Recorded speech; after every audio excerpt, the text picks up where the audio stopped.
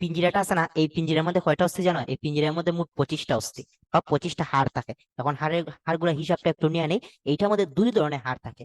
একটা হচ্ছে আমাদের স্টার্নাম, আর একটা হচ্ছে আমাদের পরশুকা। ঠিক আছে, একটা হচ্ছে স্টার্নাম, একটা হচ্ছে পরশুকা। স্টার্নাম থাকে কয়টা? একটা। আর পরশুকা থাকে দুই পাশে 12 12 24টা। বুঝতে পারছো বাবা? এখন দেখো, এই যে একটা জিনিস, এইটা হচ্ছে আমাদের স্টার্নাম।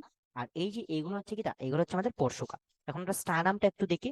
স্টার্নাম যে এই জায়গাটা হচ্ছে কি, এই যে এই জায়গাটা ত্রিকোণাকার যে অস্থিটা, এইটা হচ্ছে আমাদের মেনোব্রিয়াম। এটা হচ্ছে কি মেনোব্রিয়াম, যার সাথে আমাদের প্রথম পরশুকা যুক্ত থাকে। ঠিক আছে, আর এই সম্পূর্ণটা হচ্ছে আমাদের বডি। ঠিক আছে, এটা মানে স্টার্নামের বডি আর কি, এটা হচ্ছে স্টার্নামের বডি। ঠিক আছে, আর সামনের দিকে আমি বলছিলাম যে হাড় থেকে যদি কোনো কিছু বের হয়, এক্সট্রা কোনো কিছু, এটাকে আমরা বলি প্রসেস। যার কারণে এটা কি বলি আমরা? Xiphoid process. কি প্রসেস বাবা? Xiphoid process. Xiphoid process. Xiphoid process. Okay, তো আমরা এই জায়গাটা বুঝতে পারছি। এখন আমরা দেখি আমাদের মনের পিঞ্জিরার মধ্যে কি কি, মানে পিঞ্জিরার যে শিক গুলো আছে, এই শিক আছে মোট কয় দিকে? দুই দিকে, মোট 12 12 24টা শিক আছে। এই যে শিকগুলা আসলে পিছনের দিকে, এই শিকগুলা পিছনের দিকে কিসের সাথে যুক্ত জানো? এই পিছনের দিকে মেরুদণ্ডের সাথে যুক্ত। পিছনের দিকে, পিছনে মেরুদণ্ডের সাথে যুক্ত। আর সামনে স্টার্নামের সাথে যুক্ত। যদি যদি এই দুইটা কন্ডিশন ফিল আপ করে, তখন তাকে আমরা কি বলবো? প্রকৃত পরশুকা। আমরা কি বলবো বাবা? প্রকৃত পরশুকা।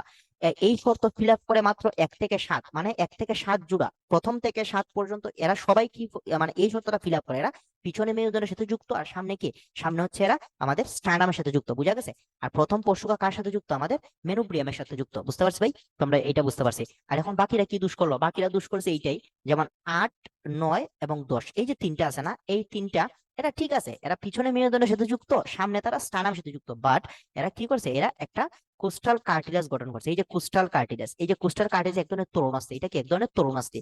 এই তরুণাস্থি গঠন করে এরা সরাসরি সপ্তম কোষরকার সাথে যুক্ত হয়ে এরা স্টার্নামের সাথে যুক্ত হয়েছে গিয়ে। ঠিক আছে, এর জন্য এদেরকে বলি আমরা কি? অপকৃত কোষকা। তাহলে 8 থেকে 10 হচ্ছে কি? এরা হচ্ছে অপকৃত। এরা হচ্ছে কি? এরা হচ্ছে অপকৃত। ঠিক আছে, এরা হচ্ছে অপকৃত।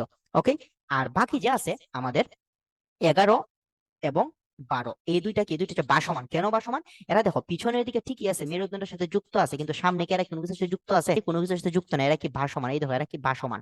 ঠিক আছে, এটা হচ্ছে ভাসমান। এরা ভাসমান। তাইলে আমরা বুঝতে পারছি বিষয়গুলা যে